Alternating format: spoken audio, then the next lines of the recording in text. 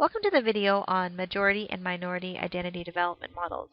These two models are going to look at the stages that people go through as they are developing their identity.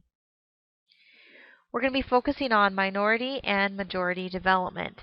Now, please keep in mind that these models were created from vast amounts of research. So based on things that people experienced, researchers then determined various stages that multiple people tended to go through, and this is how they developed the model. Second of all, when we're talking about majority and minority identity within the U.S., which is where these were created, we're talking about majority identity being white Americans or white identity, and minority identity would therefore be other ethnic groups within the U.S., such as Asian Americans or Latino Americans. So first let's look at the minority identity development. The first stage is the unexamined identity, and this is where someone is going to be just unaware of their identity. They just don't think about it. I mean, obviously they look in a mirror and they know they look different, but they just don't think about their identity. They lack exploration. At this stage, they also may possess positive views of the dominant culture, or in this case, white culture. The next stage would be conformity, and this is where the minority has a strong desire to assimilate with the dominant culture. They want to be like white culture. They tend to internalize values and beliefs of the dominant culture, so all the images and different things that they see in the media and the world around them about what is valued regarding white culture is something that they would like to aspire to as well. So often what happens at this stage is people tend to have self-deprecating views of themselves. They put themselves down because they want to look instead like white culture. So a couple of quick examples. My aunt, who is Chinese Laotian, I remember she's a few years older than I am, and I remember when we were kids, and she was about 5th grade, that she was telling me she would like to have a nose job. And I remember thinking, how did she even come up with this? But the reason why is she realized that her nose looked very different from most of the kids around her who were white, and so therefore she was trying to fit in more. Other examples would be in Asia, there's a lot of surgeries that are really popular in order for people to look more white. For example, if you look at white women, European American women, they have that kind of extra lid on their eyelid. And a lot of Asians aspire to have that. They don't have that extra lip or extra lid. And so there's actually a very kind of walk in, walk out, same day procedure you can do at clinics in Asia to get that fold in your eyelid. This would be the kind of thing that would happen at this particular stage. The third stage is resistance and separation, and sometimes a negative event may trigger someone into this particular stage. So for example, they are valuing dominant culture, white culture, they want to be like this. Something happens where they suddenly realize they cannot fit into that model or into that view. And so they start to have a growing awareness that the dominant values don't benefit minorities, or they're not going to be able to be part of that. And they may start to distrust dominant culture. So instead what will happen a lot of times is they will resist that dominant culture, separate themselves, and they jump into their own ethnic culture more. And this person at this stage may suddenly be very interested in learning how to cook their ethnic foods, interested in their traditions, interested in their ethnic history, and so on. They may have complete acceptance of their own group and rejection of the dominant group. So my brother, who's African American, I remember at a particular point in college, I went over to, actually it was post-college, I went over to his apartment, and I was struck by all the African art he had on the wall. He had drums, he had some statues, he had wall hangings, all kinds of stuff. He also got very into African music, African influenced music, and so on. And I'm not saying that he necessarily was distrusting of the dominant culture, but it was a sign that he was definitely immersing himself in his own ethnic culture. And then finally, integration stage. This is where the minority person has a strong sense of their own cultural identity. They understand their own ethnic identity and traditions and so on. but they also have an appreciation of the dominant culture. They can see that there are benefits to white culture and that they recognize that there's going to be some discrimination that still is occurring. And instead of resisting that or being angry with that, they will actively work to overcome those discrimination issues. Let's now compare that to the majority identity development model. Now keep in mind some of the terms are very similar, so you'll want to think about how these are different. The first stage is also called the unexamined identity, and this is where the dominant culture or the white American may feel may have some naive interactions with others who are different from them. They are obviously aware that there's some physical and cultural differences between them and minorities. They don't fear other ethnic groups, but they don't also feel superior. They just are kind of unaware. People at this stage may say things like, well, we're all human, aren't we? I remember in high school, most of my friends were white. Actually, I believe all of them were. And I remember at one point they said to me, we never think of you as different, or we never thought of you as being different, which on one hand is a compliment. On the other hand, it's a little naive because obviously I was different. I looked different. I had some different experiences because of that. And so there were differences, but they just kind of smoothed it all over as, oh, yeah, we're all the same, aren't we? The second stage is acceptance. Now, this is where it gets confusing. I see the most mistakes where people think this is acceptance of the minority. Actually, this is acceptance of dominant culture. So people at this stage have some internalization of racist ideology, and this could be passive or active. So they sometimes aren't even aware that they've been taught this worldview, but they just accept the way things are, the status quo, which sometimes there is inherently some racist aspects to that. So on one hand, at the passive end, they may not focus on being white, but they're surrounded by the assumptions that go along with stereotypes and so on of the world we live in.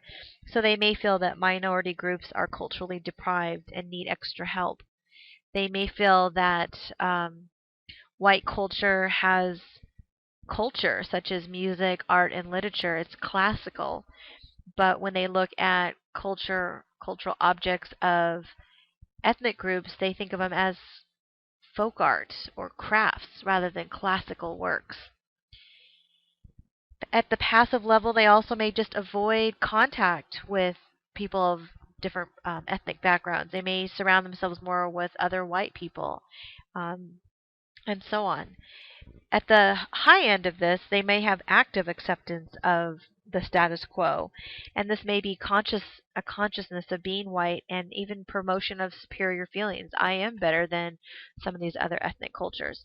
So remember that the acceptance level is acceptance of the status quo, which a lot of times does include some stereotypical racist ideology that's part of our status quo environment. The third stage is resistance. This is where you see a major paradigm shift for white Americans. This is going to be going from blaming minorities for problems to seeing some of the problems in their own cultural group. So suddenly they may feel embarrassed or ashamed of other white people who act superior to other ethnic groups. And they may try to distance themselves from those people. They may try to seek out some friends of other different ethnicities so that they aren't similar to that white supremacist person. And at this stage, they also may work to try to overcome some of these discrimination and racism problems. So this would be resistance of the status quo. And then finally, our last stage is redefinition and reintegration. And this stage, I think, is sometimes hard for us to picture what this means. There's a couple things that go on at this stage. One of them is beginning to see whiteness and white culture as a culture and not something that makes you sound racist when you are proud of your culture. So people at this stage can see positive aspects of white culture. They recognize that it is a culture, first of all, and then they can be proud and see a lot of great things in European American culture. They also, at the same time, can start to appreciate other ethnic groups and their traditions and so on. People at this stage finally recognize that there is injustice in the world and work to overcome that. They take a more active role in trying to reduce some of the injustice.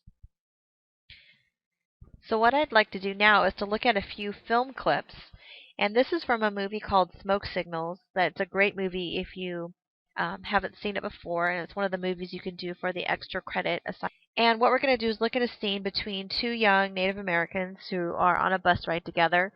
There's going to be a break between the clips, you'll see it's broken up into two parts, but it really is, in the real movie, one follows the other in sequence. And I'd like for you to think about where you think that each of the two Native American young men are in the minority development model.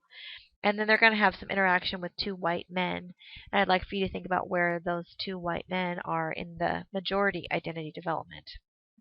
Hey, Victor, what do you remember about your dad? I remember one time we had this fry bread eating contest, and he ate 15 pieces of fry bread. It was cool. You know, Thomas, I don't know what you're talking about half the time. Why is that? I don't know. I mean, you just go on and on talking about nothing. Why can't you have a normal conversation? You're always trying to sound like some damn medicine man or something. I mean, how many times have you seen Dances with Wolves? 100, 200? Oh, geez. You have seen it that many times, haven't you? Don't you even know how to be a real Indian? I guess not. Well, shit, no wonder. Geez. I guess I'll have to teach you then, ain't it? First of all, quit grinning like an idiot. Indians ain't supposed to smile like that. Get stoic. No. Like this.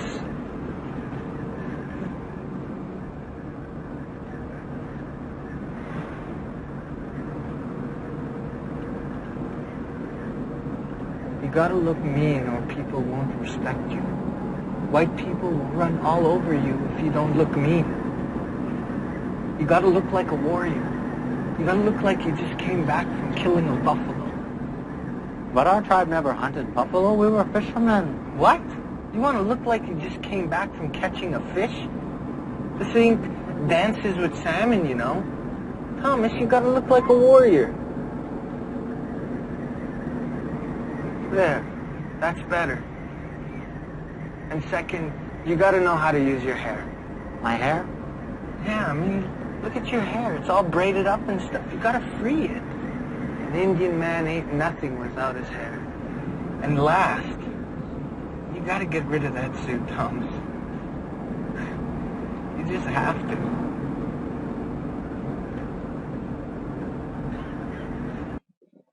Those are our seats? You mean these warrior seats? No, that's not what he means. Now listen up.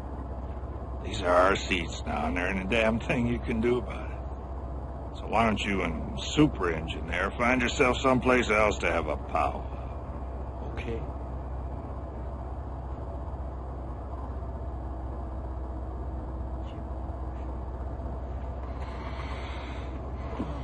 Come on, y'all boys, just sit down so we can all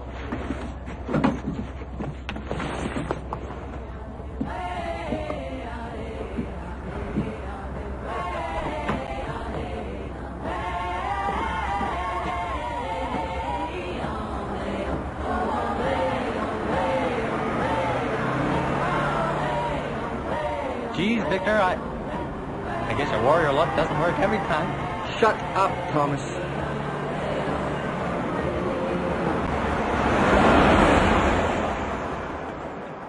Man, the Cowboys always win. The Cowboys don't always win. Yeah, they do. The Cowboys always win. Look at Tom Mix. What about John Wayne? Man, he was about the toughest cowboy of them all, innit? You know, in all those movies, you never saw John Wayne's teeth? Not once. I think there's something wrong when you don't see a guy's teeth.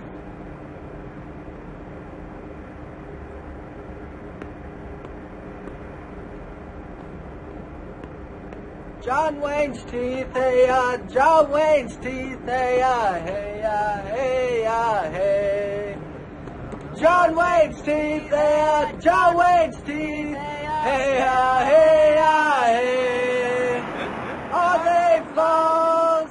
Are they real? Are they plastic?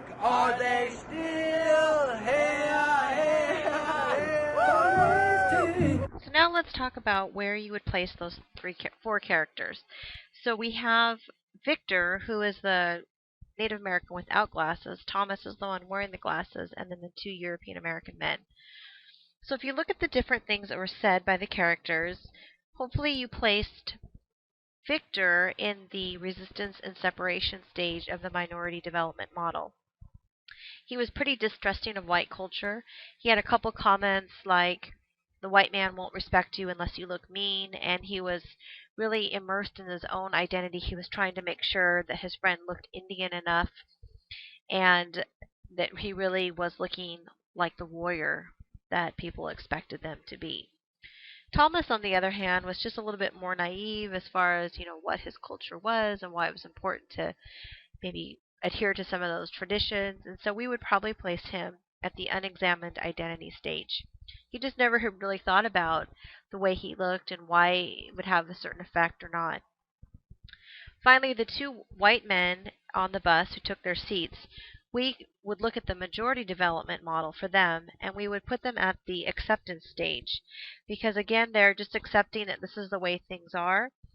They're, however, on the kind of aggressive side of that, where they actually feel superior to the other two Native Americans, and you can hear it by not only just their rudeness in the way they interacted with them, but also things like saying to him, "Why don't you go have your powwow back there?" or "Why don't you?" And I think he said "super engine" as an insult to Thomas.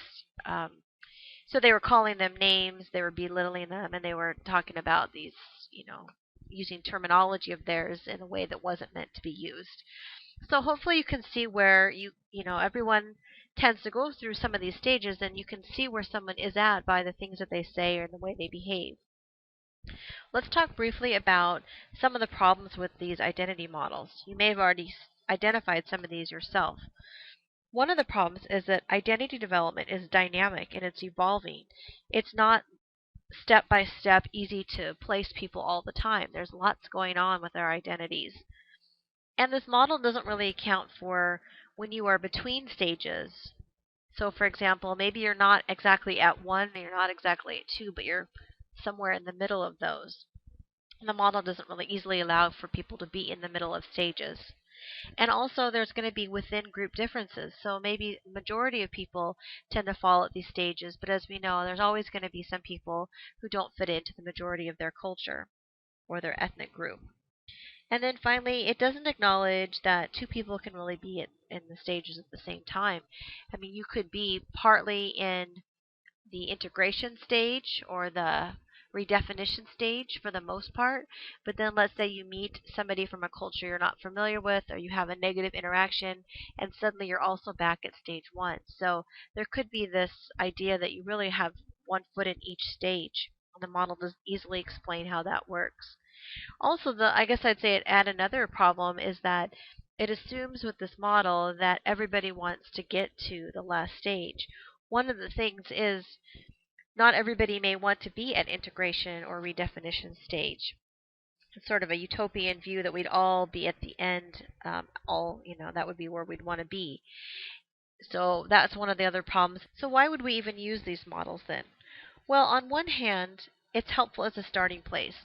Again, these models are based on real people's experiences after looking at thousands of people and looking at their experiences they have when they develop their ethnic identity models. Researchers were able to come up with these various stages, and so it's helpful as a starting place to look at what is a fairly realistic view of identity development. It gives us a way to talk about the issues because it can compartmentalize things in a way that we can understand the differences between the different stages. As I mentioned, it's based on majority of real people's experiences. It's important to be aware of these differences and these development models in a way to understand our own identity and what's happened with our own ethnic identity. It's also important to be aware of others' ethnic identity, to see what other people are going through and what stages they may be at any given time. And then finally, I think for this class, the most important thing is it allows us to think about the intercultural implications of identity. So if you've got two people interacting and they're at various stages in their own identity development, how is that going to impact the conversations that they have with each other or relationship development and so on? So I hope you found this interesting. I actually believe that many of the stages feel real, either with people that I have seen or with my own experiences. Again, it may not happen in a totally linear way, but that people do go through some of these stages as they're developing their ethnic identity.